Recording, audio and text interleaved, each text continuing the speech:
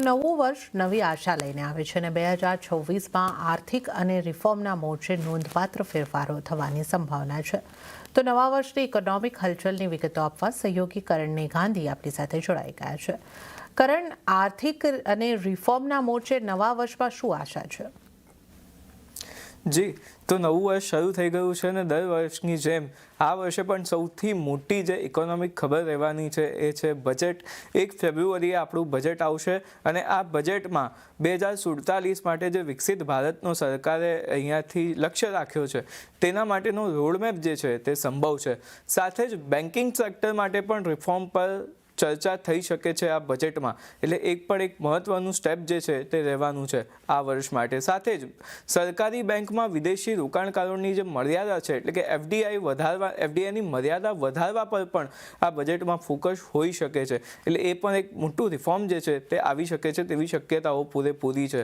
સાથે જ labour reform, labour code જે સરકાર અગાઉ રજૂ કરી ચૂકી છે, તેને નોટિફાઈ પણ કરી ચૂકી છે, તેનું હવે જે લાગુ કરવા પર જે છે તે ફોકસ કરવામાં આવશે.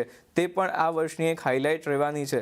સાથે જ સરકાર ડીરેગ્યુલેશન તરફ પણ ઝડપથી એક્શન લઈ શકે છે અને અગાઉ ગૌબા સમિતિએ જે રિપોર્ટ આપ્યો હતો ને જે ભલામણો કરી હતી વિકસિત ભારત માટેની, તેના પર પણ સરકાર જે છે તે ફોકસ કરી શકે છે. જી, તો આ વાત થઈ આજ કયા ચેન્જીસ અહીંયા આગળથી આવી શકે છે અને સરકારનું ફોકસ ક્યાં રહી શકે છે. પણ હવે કરણ, જો આપણે અર્થવ્યવસ્થાના હિસાબે વાત કરીએ, આંતરરાષ્ટ્રીય સ્તર પર નવા વર્ષમાં કઈ હલચલ પર નજર રાખવી જોઈએ? જી, તો આપણે નેશનલની વાત કરીએ. હવે ઇન્ટરનેશનલી આપણે કઈ બાબતો પર નજર રાખવી જોઈએ તેની વાત કરી લઈએ. તો સૌથી પહેલી નજર તો ઓફકોર્સ એક જ છે, ભારત અને અમેરિકા વચ્ચે જે અત્યારે થોડો તણાવ છે ટ્રેડ ડીલને લઈને, તે સમેટાઈ જાય અને ટ્રેડ ડીલ જે છે તે સંપૂર્ણપણે પાર પડતી દેખાય એવી એક સૌને આશા છે. અને હોપફુલી આપણે 2026માં ટૂંક સમયમાં જ એ જોઈશું.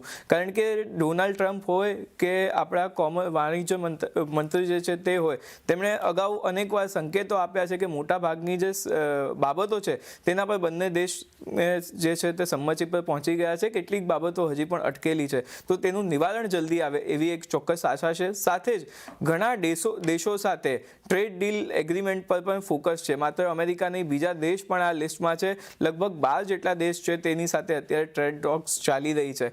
સાથે યુરોપિયન યુનિયન જે છે તેની સાથે પણ 1 મહિનાની અંદર એફટીએ થઈ શકે છે. જો આ થાય છે તો યુરોપિયન દેશોમાં માટે આપણું જે માર્કેટ છે તે ઓપન થઈ જશે ને આપણું ત્યાંનું માર્કેટ પણ આપણા માટે ઓફકોર્સ ઓપન થશે આનાથી. એટલે આ એક જે મેજર વસ્તુ છે તેના પર આ વર્ષે ફોકસ હોય છે. બીજી તરફ રશિયા સહિત યુરેશિયન જે દેશ છે તેની સાથે પણ ટ્રેડ એગ્રીમેન્ટ થવાની શક્યતા આ વર્ષમાં પૂરેપૂરી છે.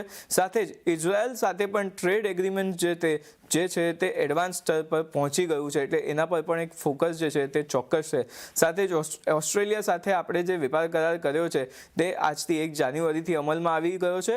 અને બીજી તરફ આપણા પાડોશી દેશ ચીનની વાત કરીએ તો ત્યાં પણ જે રોકાણની બાબતો અમુક અટવાયેલી છે તે પણ સ્થિતિ સુધરે એવી આ વર્ષે ચોક્કસ એક આપણને અપેક્ષા છે. જી કરણ, તો આ તમામ વિગતો જણાવવા બદલ આપનો આભાર. અને ત્યારે